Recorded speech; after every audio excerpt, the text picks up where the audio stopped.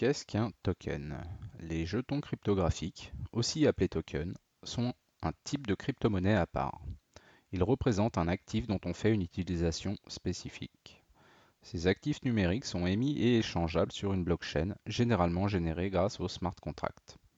Il faut avant tout définir ce qu'est un coin, une pièce, pour bien différencier les tokens. Qu'est-ce qu'un coin? Un coin, ou pièce, est une monnaie cryptographique native d'une blockchain, comme c'est le cas pour le Bitcoin et sa blockchain éponyme, l'Ether et la blockchain Ethereum, le Ripple, Monero, ADA et sa blockchain Cardano, Neo, IOTA ou EOS. Un coin peut être miné, ce qui permet la création de nouvelles pièces dont le nombre maximal est fixé par l'algorithme de création des blocs. Le coin est généralement utilisé comme valeur d'échange. On peut par exemple payer son serveur ou son nom de domaine en Bitcoin. Voyons maintenant ce qu'est un token. Qu'est-ce qu'un token? Un token est donc aussi un actif numérique, mais qui est créé sur une blockchain possédant déjà un coin natif.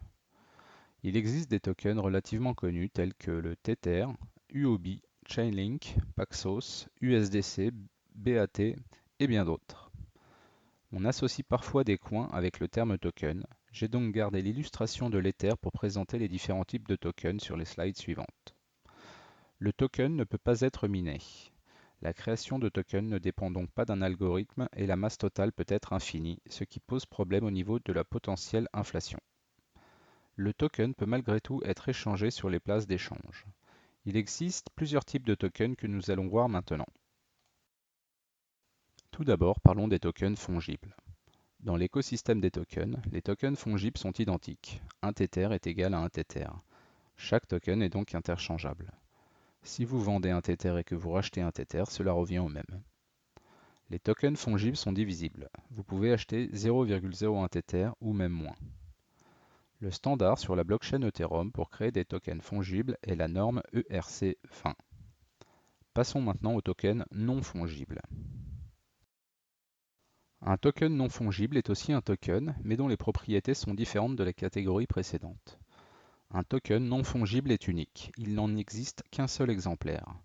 Par conséquent, les tokens non fongibles ne sont pas interchangeables. Un token non fongible n'est pas divisible, vous ne pouvez pas en acheter une fraction. La norme des tokens non fongibles sur la blockchain Ethereum est le standard ERC721. Vous comprendrez mieux ce que sont les tokens non fongibles dans les cas d'usage décrits dans quelques minutes.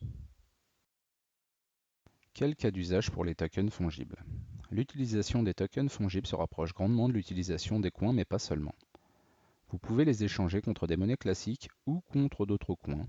J'achète des Tethers contre des Ethers par exemple.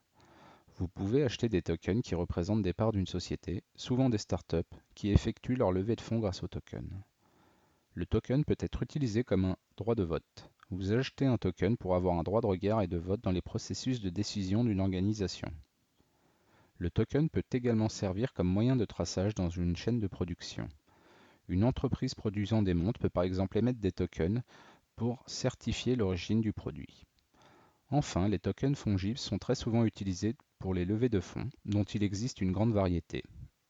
ICO, STO, ETO, IEO, UTO et bien d'autres encore. Quel cas d'usage pour les tokens non fongibles? Les tokens non fongibles peuvent être utilisés comme preuve de possession d'actifs virtuels. Voici quelques exemples. Dans l'art numérique, avec l'achat de la représentation d'un morceau d'œuvre de street art par exemple. Des bonus dans les jeux vidéo comme des armes, des équipements, des sorts de magie, des pouvoirs. Des terrains dans un monde virtuel.